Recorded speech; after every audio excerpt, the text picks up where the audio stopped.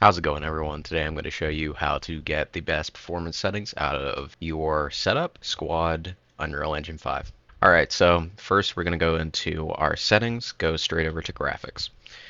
We're going to go down the list from top to bottom. I will also put in the comments the settings that I have for my setup currently. So we're going to go up from the top. We're going to go full screen. I understand borderless, personally, it doesn't help me at all. Unless you're tabbing out consistently, I would say full screen is the way to go. It'll keep your frame rate static throughout the whole time playing. All right, resolution, you're going to choose the resolution that your monitor is currently at. Max FPS in menu, this doesn't really matter. It doesn't affect the in-game FPS. All right, next, this is the most important setting. We're going to go to frame gen. Make sure you turn this on.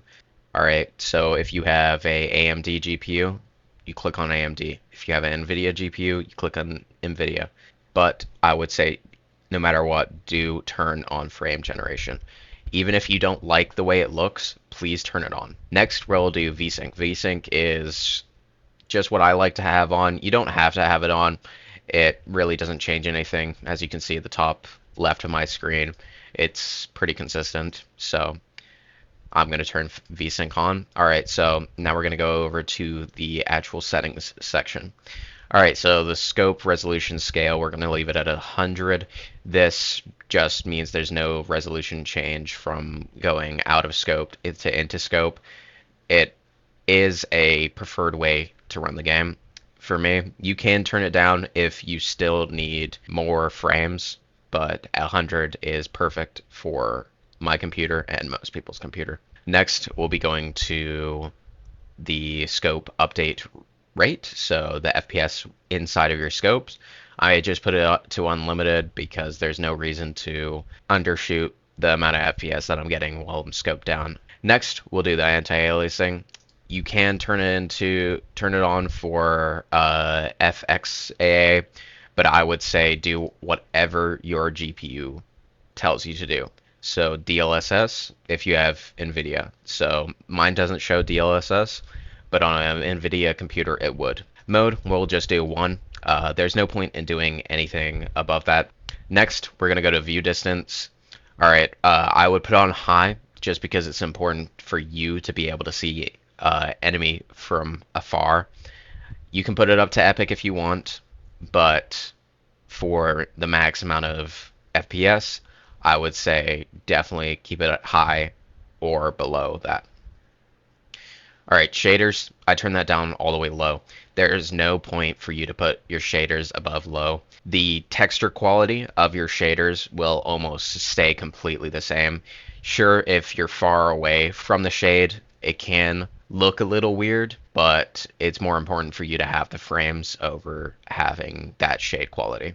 Texture quality, I keep it as high. I want to see what I'm looking at as a priority.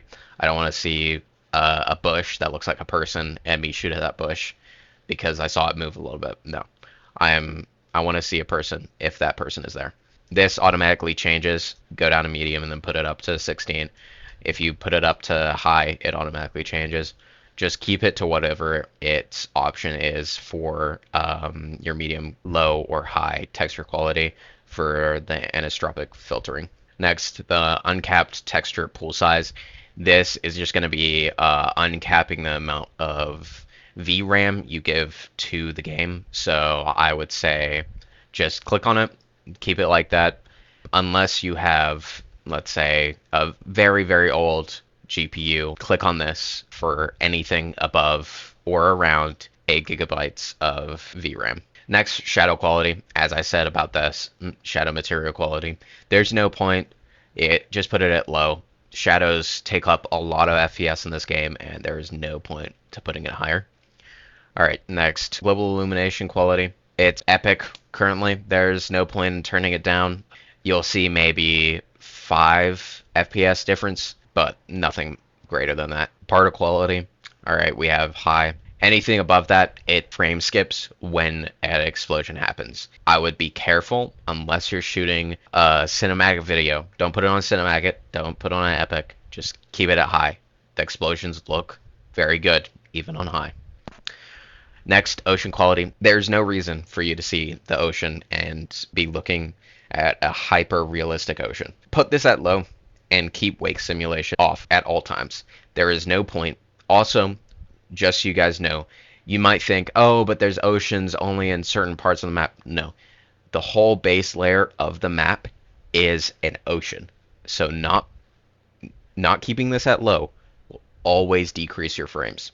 If you care about the quality of the game, how it looks, more than your frames, turn this to high. Alright, post-processing quality, I turn it on high and epic because this refers to the visual effects that are applied after the main 3D scene has been rendered.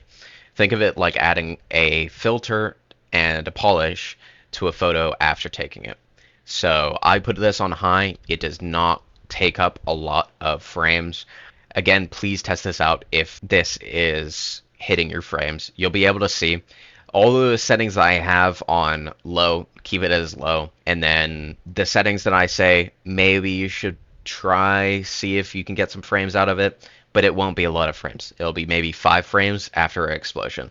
Audio, this also can cause frame input lag. If you really, really need every single frame, put it on low and leave it as that. Awesome. Thank you for watching my video, and hope you have a great day.